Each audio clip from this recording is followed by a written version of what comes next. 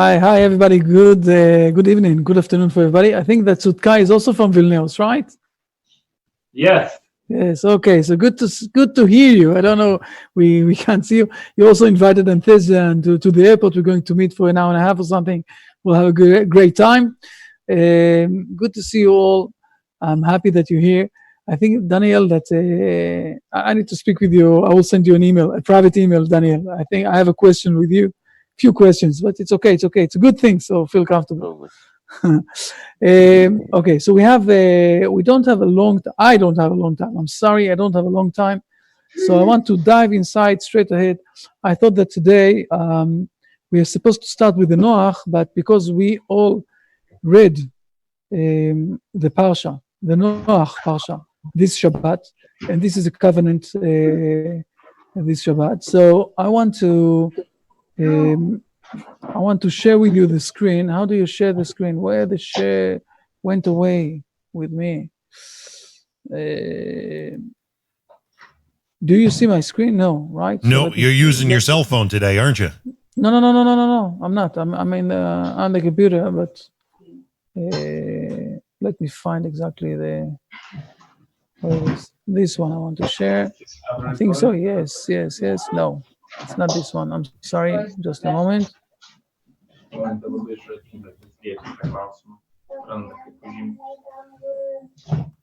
I can hear Yitzhak from on the side. Yes.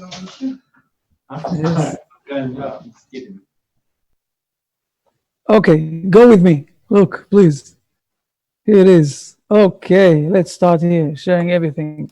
But let's start from the first slide I prepared today. Let's start moving. Can you see everything? Everything is alive. You can see everything? Oh, yes. Yeah, we can see it fine, Rabbi.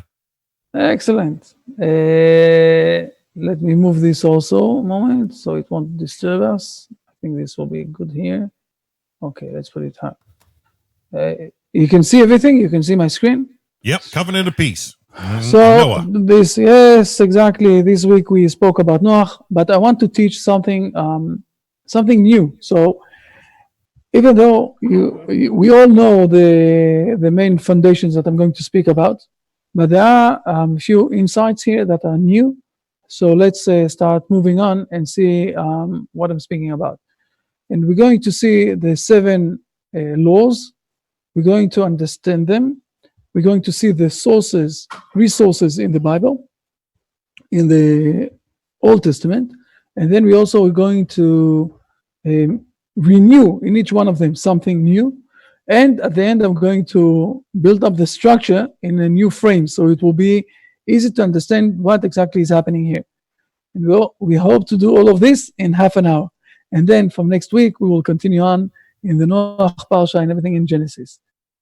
Awesome. We're looking forward to it. But you see, where do I put it? I will put it down here. Okay, excellent. Now you can see everything, right? So the covenant of peace, what we see, is where God said, ויאמר אלוהים אל נוח ואל בניו איתו לאמור, ואני הנני מקים את בריתי איתכם ואת זרעכם אחריכם. Please read it down.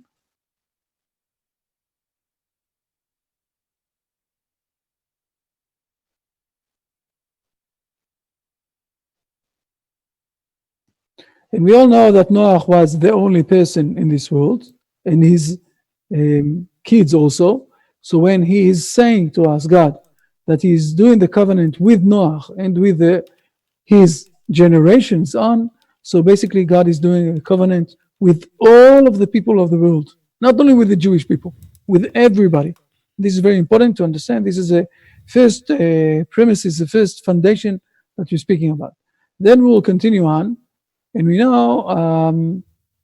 the first one that we know is the laws of the idol worship, or we call it in a positive way, the knowledge of God. So please read the verses down. You're going to read a lot tonight. I'm telling you, you're going to read a lot tonight. That's okay. So yeah. I am the Lord your God, out of Exodus 20, verse 2.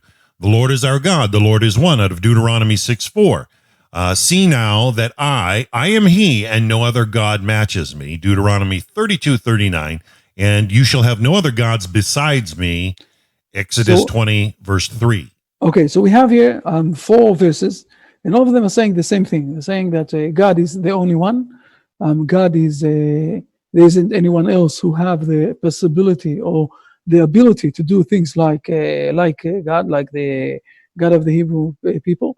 And why are we calling this also knowledge of God? It's not only not to do idol worship, but also to be connected with God.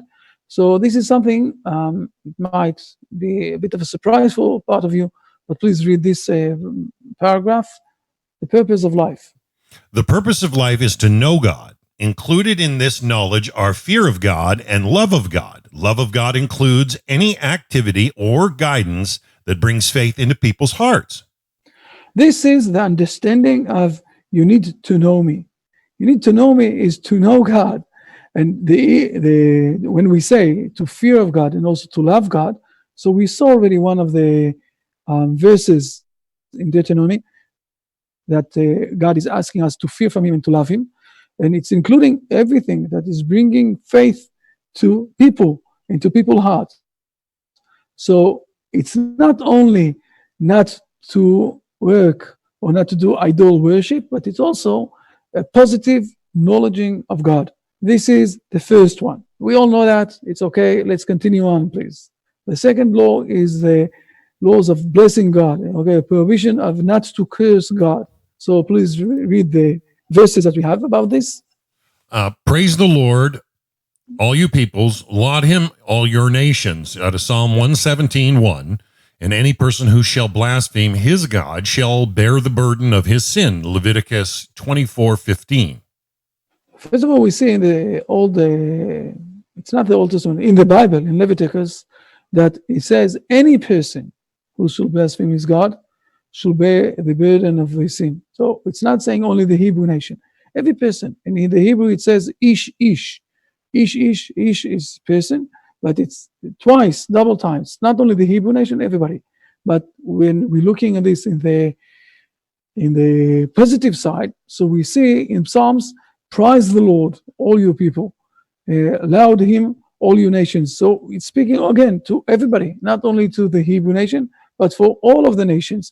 Everybody is to praise the Lord. This is the other side of instead of blaspheming him. So also again, please Dan, read this paragraph. Also, it's a very interesting moral obligation. Sure, there is a moral obligation of human beings to thank the Creator for every goodness. Upon this principle, the sages of Israel composed blessings of praise and thanks that are cited at regular times of pleasurable enjoyment, such as eating and drinking, and on happy occasions. These blessings are found in detail in prayer books. Okay, we have also the prayer book for that. And we spoke about this a bit, and I'm also having this on my courses on Udemy. The moral obligation of thanking the Creator, we expressed this few times, that this is the only thing that God doesn't have the ability of thanking anybody, because he is giving life, he is giving everything. So who is going to thank? He's not accepting anything from anyone, from anything here. So he doesn't really can say thank you to anyone. And this is something that only men can do. I'm not sure that we expressed this well enough in the Genesis learning. If not, maybe we need to, I should say a few words next time. Remind me, so I'll say a few words next time about this. And this is one of the moral obligations. It's not only we have a prohibition not to curse God, but we also have the awareness and the moral obligation of blessing God. So this is the second law. Let's go on to the third law. The third law is a preservation of human life, or what we say, not to do bloodshed. Right. No more war, no more bloodshed. And please read the verses. Praise the Lord, all you peoples. Laud him, all your nations. Out of Psalm 117:1. No. Any person who shall no. blaspheme. This is related to the others. I'm Right. sorry. So Wrong we know in verses? the I'm sorry. Those verses are from the others. This one, it's my mistake. Basically, we know it says twice. First of all, it says already it says already in our parsha, in things that we read in Noach, that God is saying to him not to kill anybody, because anyone who is going to kill someone else, God is going to demand the blood that was thrown down from his life. Yes. From his life.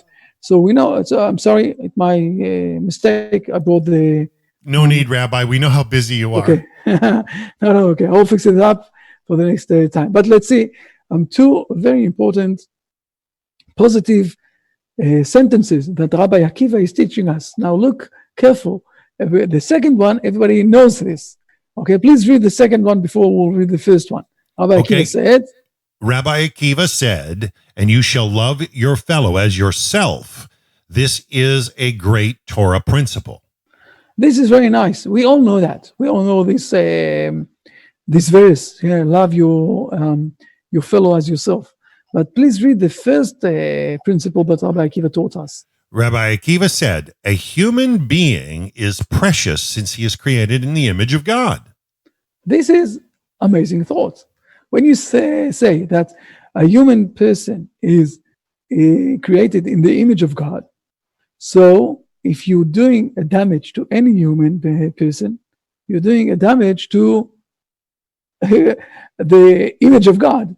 The similarity that we can find is like, let's say that there was a king somewhere who had a brother twin that was very similar to him, but his brother, his twin, was a very bad person. And the judge, after, he did a lot of awful things, they decided to hang him on the rope and to kill him. So everybody who is passing there, looking on the person who is being hanged up, and they're saying to themselves, the king is being hanged up. And what do you say to yourself? No, it's not the king, it's his brother twin. But it's the same thing when someone is doing a damage to any other human being. It is like doing a damage to God, because we are in the similarity of the image of God. So we need to understand what is the image of God and everything else. But this is a concept that is leading us that you need to love your fellow as you love yourself. You're also part of the image of God and everybody else. So we need to love one each other and to have a lot of respect for human life. So let's continue on. The next one is the family laws. And here we have few verses. Please, Dan, read this. And God created man in his image. In the image of God created he him. Male and female, he created them. And God blessed them. And God said to them, be fruitful and multiply. Fill the earth and subdue it, out of Genesis 1, 27 and 28. The man said, this at last is bone of my bones and flesh of my flesh. This shall be called woman. For from man she was taken. Therefore, a man shall leave his father and mother and cling to his wife, and they shall become one flesh. Genesis 2, 23 and 24. And man called his wife's name Eve, because she had become the mother of all living, in Genesis 3, 20. When we understand that the structure is to have the connection between husband and wife, and those are the verses that we have already from the beginning of Genesis, already from Adam and Eve, this is bringing us to the understanding and not to have any prohibition, of not immoral relation, sexual relation between people. And again, if we will go to the positive thing of this, so we can understand that the love between men and women is one of the highest expressions of both human and divine morality. The love between husband and woman, men and women.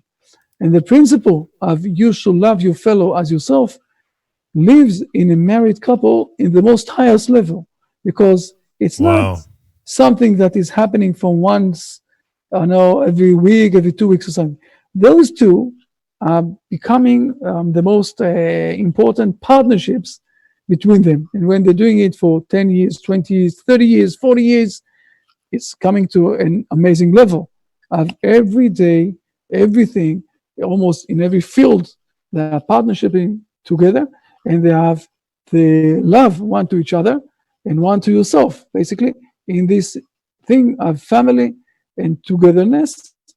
And of course, it's bringing us it's understanding not to do any immoral sexual situations, not to go inside. So let's go to the next one. Okay, the issue of against robbery, not to possessions. Okay, please, Dan, read the verse.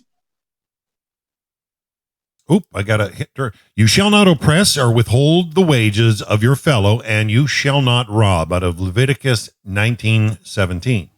Again, something very simple, very understandable.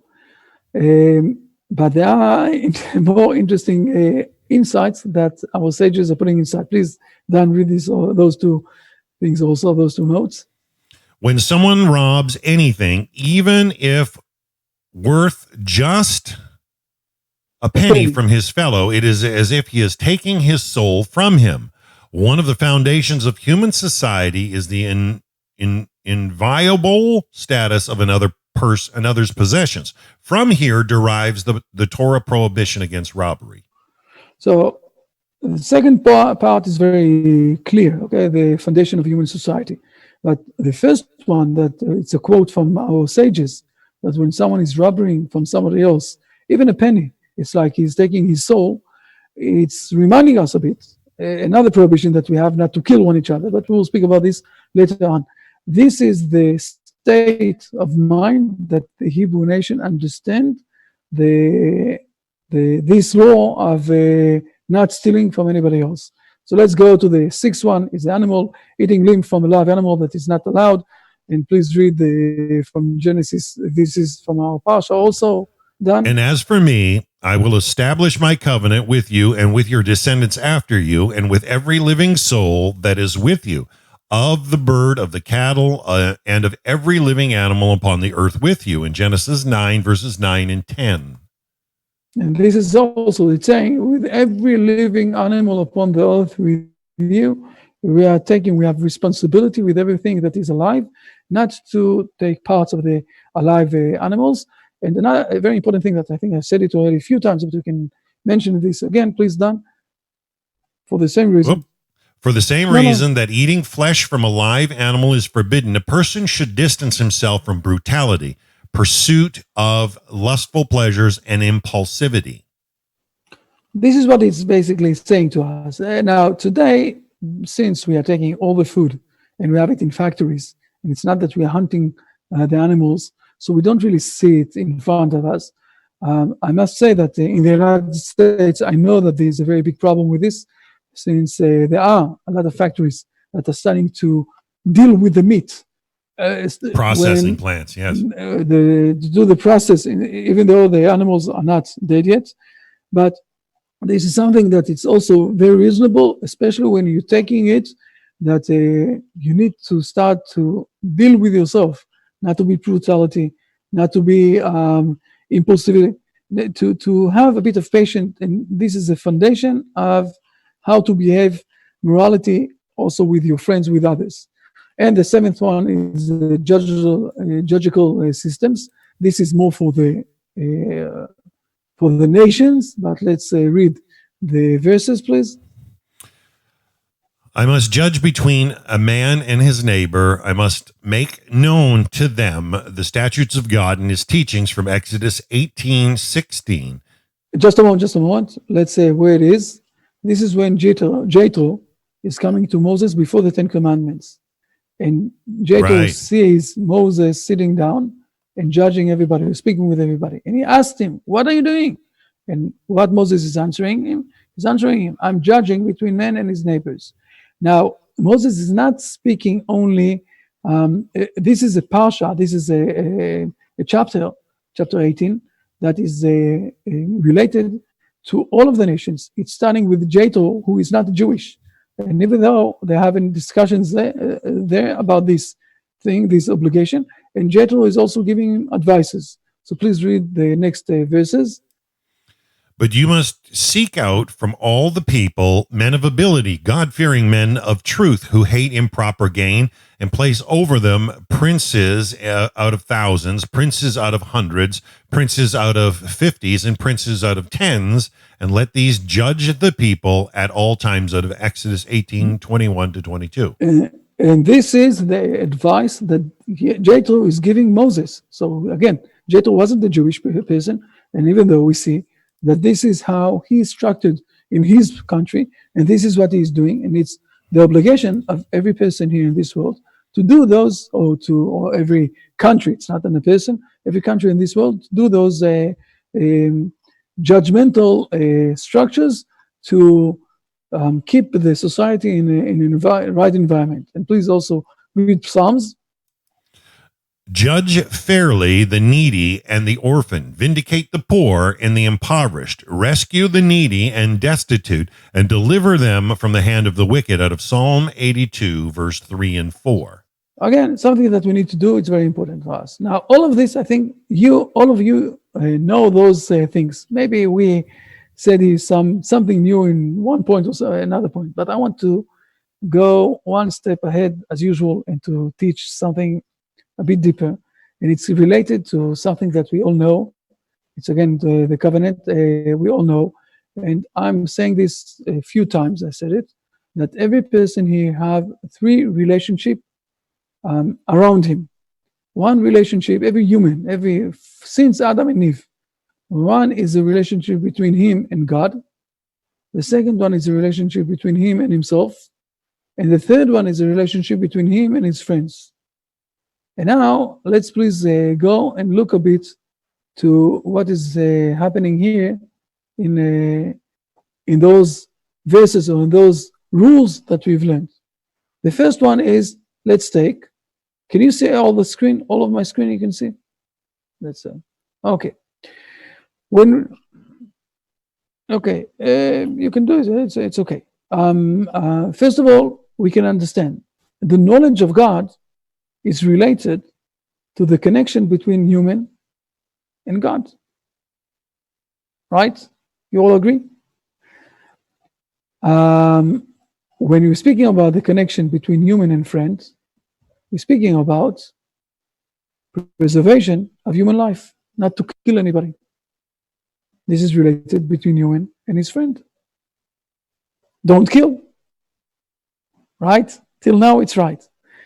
And when we're speaking about human and himself, it's when he's speaking or dealing with his family. When he's dealing with his family, it's with himself. It's related to him. His wife is part of him, as we read before in the verses. This is a flesh of me, bone of my bones. This is part of me. This is my second part. So we have here a foundation for all of the three relationship. Man with God, the knowledge of God. Man, or not to do idolatry. Man with his friend, not to kill. And man with himself, the family. But let's continue on. We have another three. Let's see exactly what is happening with the other three. And the other three is also very simple. The laws of blessing God, or not cursing God, yes? This law is also connected to the human and God. Right? The laws of eating a limb from a live animal is when I'm eating something, it's getting part of me, right? To eat something, this is how I'm growing up. So this thing is related to myself, man with himself. And the laws of robbery are also connected to the preservation of life, of human life, as we said before. If you take from someone even a penny, it's like you're killing him. It's the same thing. So here we have two sets of rules that are related to the connection between man and God, man and his friends, and man with himself. And we need also the seventh law, that the judicial system that will reorganize everything, that will see that everybody is working in those lines. Nobody is going out from those lines. So this is something more, I will say, general. Right. This is also why this law is not related, or it's not going only for every private person. It is going to the, I will say, to the society, to the society. It's not going on to the private, it's going to the society of the people. And this is where we see the logical of those laws that are not only negative laws, what not to do. We're starting to see that it's also a lot of laws, what you do with yourself, Okay, the knowledge of God. It's not only that to say I'm not doing idolatry, but it's also I'm learning who is God. I want to have faith. I want to understand this God, or the laws of blessing God. It's also not only not to bless God, it's also to praise God. Okay, the preservation of human life is also to do good actions. Love your neighbor like you love yourself. Love your friends like you love yourself. Or the family. It's not only immoral of sexual prohibitions, but it's also you have the right connection with your wife. Again, we have with all of the laws, we have also positive things that are bringing us to a lot of other things that you can do. You can do or with your goodwill, good wish, you're doing it. But it's also we have with an inside structure those laws. This is what I wanted to say today. When Noach went out from the ark, he didn't get a sporadic things to do or not to do. He had a very built-up structure how to live the right life, a framework, how to live the right life in the right balance as a human being with God, as a human being with his friend, as a human being with himself, in all sorts of ways. That's it. I think that's amazing, Rabbi, to make it so clear in such a short class. I mean, you brought it all together very, very quickly. Gave us an overview of the 7. I know we're coming up to our half-hour mark. I don't know how much time you have today. I know you're in the middle of a seminar. No. I have another few minutes if you want to ask questions or something. I finished. How do you say in the court? I raised my case. I explained here what I have to explain. If you have questions about this, it's okay. If I have a few minutes. The truth is that there is a very big group here in the next room that are doing a very long test. It will take them at least another hour, and it's okay. Others are looking with them or helping them, and I have few more minutes that I can speak with all of you. But this is what I wanted to show today, because we said we're going to move to the Noach Parsha. We're going to start with Genesis, the things of Noach, and we read this thing of Noach this week in the shuls, in the Hebrew tradition. We read this Parsha. So I said, let's speak about something that is very clear from one side, but we can do it much more clearer to all of us, because we put it in a structure that it's very clear now. Okay, this is the balance that we are speaking about. If we will speak about man with himself, and we will go to the East world, we will find a lot of traditions and a lot of things that are prizing, that are bringing the connection between man and himself to a very high level, with all sorts of the things that they know. But if you will ask them in the East, how exactly men need to connect and to behave with his friend or with God, they don't have answers. You will go to places where they have a lot of explanations how men need to be in the right place with his friend. For example, the Rome, when they built up all the structure of the laws between people, they built up a very clear structure of how to relate man with his friends. But if you will ask the Romans, or today the modern world, exactly the best way how to get connected with God, they don't know the answers. You will go to other places, right, and they will explain to you all sorts of religions how the right way to be connected with God, but they won't have the exact measurement or the exact weight to how to put the balance between the connection with friends or with yourself. The Hebrew nation, one of the most important things that the Hebrew nation is bringing is the right balance between those three. And you can see it also in those laws, because when you're speaking about 6 laws, so you have 3 in this side, 3 in this side, 2 in this side, 2 in this side, and 2 in the other side. And you have a balance how to react and what to do exactly in the frame of all of those corners of this relationship that you have in this world. Because those are the 3 relationships that you have in this world with others. We have consciousness, and we understand, and we're thinking with ourselves, with our friends, and with God. This is how to do this. Wow. Well, Short Cole and clear. Online wants to thank you for teaching us, even while you were abroad, Rabbi. We really appreciate it. Not a problem. got a bunch of our usual suspects up on YouTube live, and we're so glad that they do come along with everybody that is live in the class, especially Daniel down in South America. We so appreciate you coming, Daniel. Yes. Thank you very much, Rabbi. This class was amazing. I really thank you for it. I have a question, actually. Yeah. Yes. So the question is, we're supposed to love other people just the same way as we love ourselves, right? So the thing Yes. is, when you're having some sort of a lack of self-esteem or self-love, that could turn into a problem.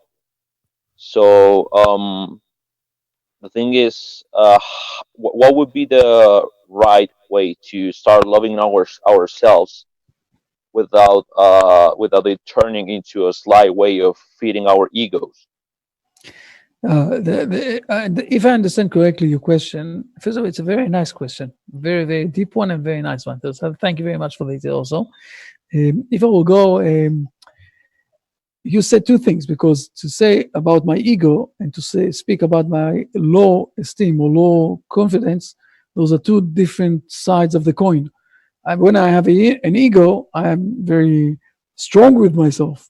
And when I have a low self-esteem or low confidence, so I'm very low with myself. So I misunderstand those two.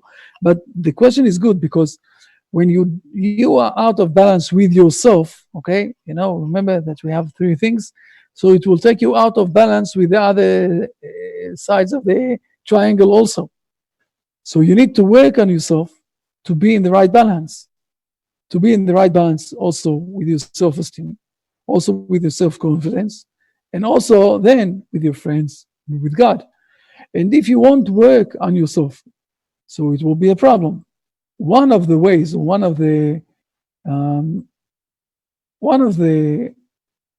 that you can work on yourself in the right way is with your friends. Sometimes when people are very complicated, so they need the psychiatrist. But the truth is that you don't need it. And what you need to do is to find the right way and the right people that will help you, all right, the right friends that will help you, that will bring you to be in the right confidence, in the right self-esteem. So you'll be strong enough also to be correctly with your friends. And this is part of the work that we need to do with ourselves. But we can do it, and it's normal. Everybody have. By the way, it's not one answer and that's it for all of the life. There are all sorts of stages in life that you're working, and sometimes you more and less. And there are also different people in life. For example, the relationship that we have with our parents are not exactly the same relationships that we have with our friends or with our colleagues in work. Yeah. Or with our bosses in work. So we have, or if we are serving in the army from time to time. So so we have all sorts of relationships, and and some of them we have more confidence, and some of them we have less. And the things that we need to work on in our life, the most important thing to understand that life is an ongoing journey for everything. Right. Ongoing journey. So if there are things that I'm feeling weak today, it's okay. It's okay. This is life. And I will strengthen them. And there are things that I will work, in the next thing. So this is how life is working. It's not that I did something, I'm saying, okay, I'll put a V, everything is okay. That's it. I don't need to deal with this anymore.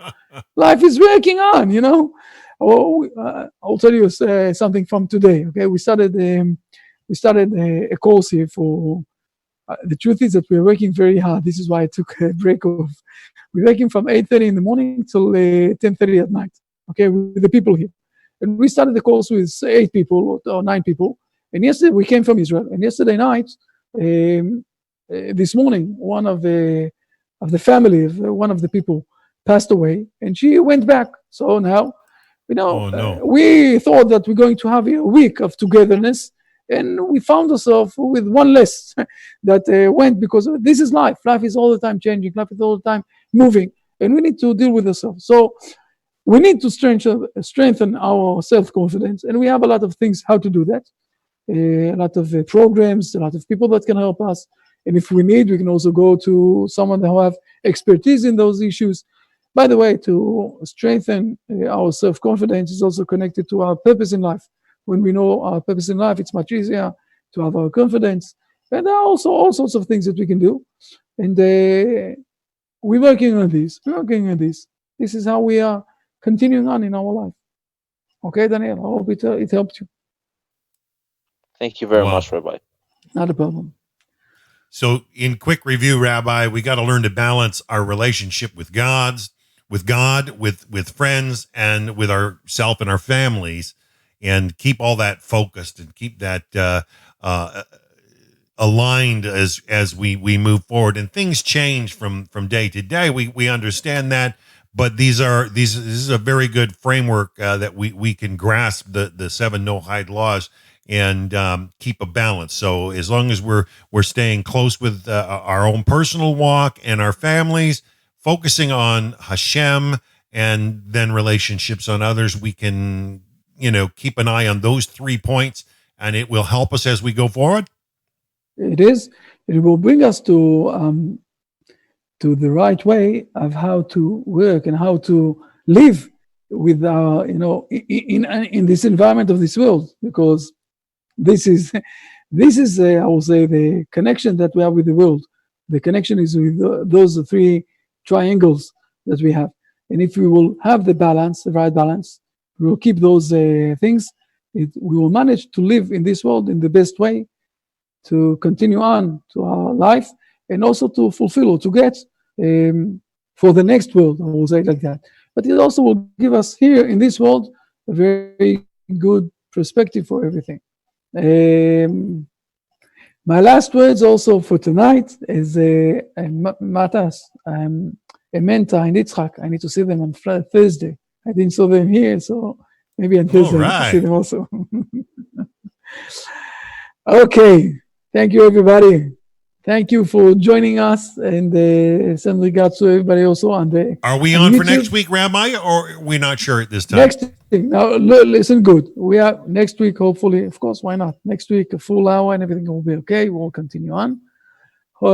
And 2 weeks from now, it's the 27th of Cheshvan.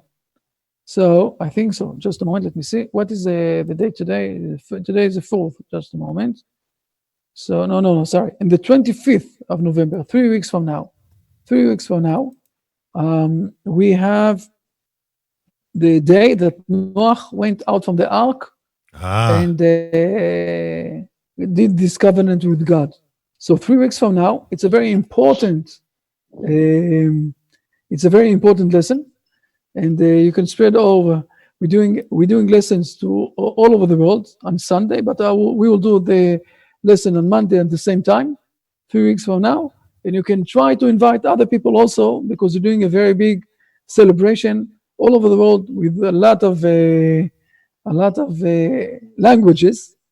You know what? Exciting. Maybe Dan, this is an opportunity. I'm asking Dan, because I'm going to see on Thursday, I'm going to see the Lithuanian people. So I'm asking Dan, and I'm asking you, Daniel, if it's possible to film in a minute, not more than a minute and a half on the phone.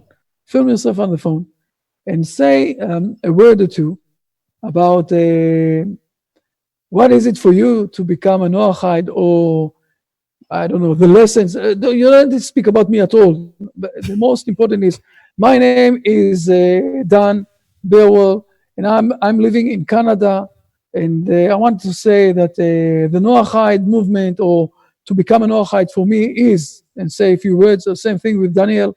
I'm living in Bogota, South America, and for me, a Noachide is this and this. Say your name, and say, you don't need to say more than 1 minute.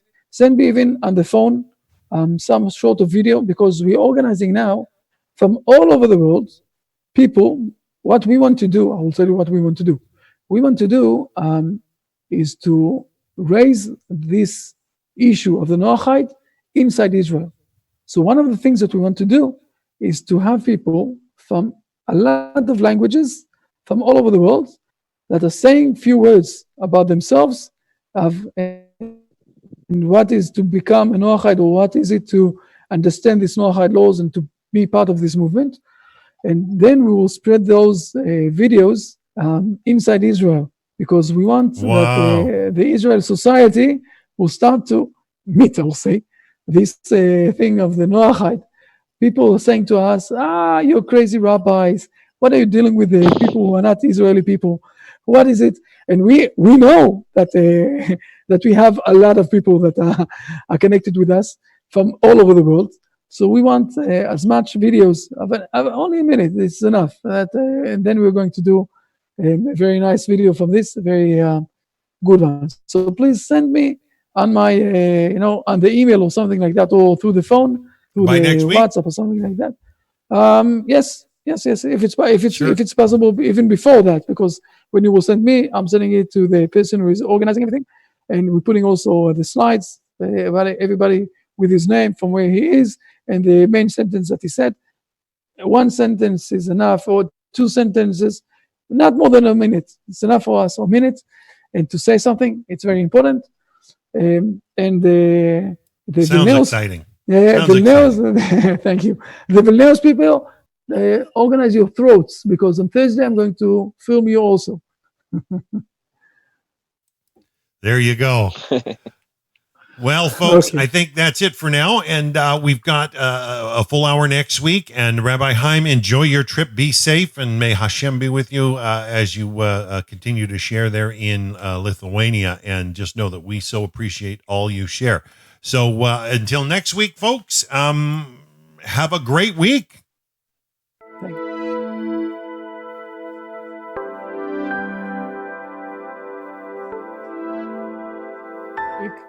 Bye.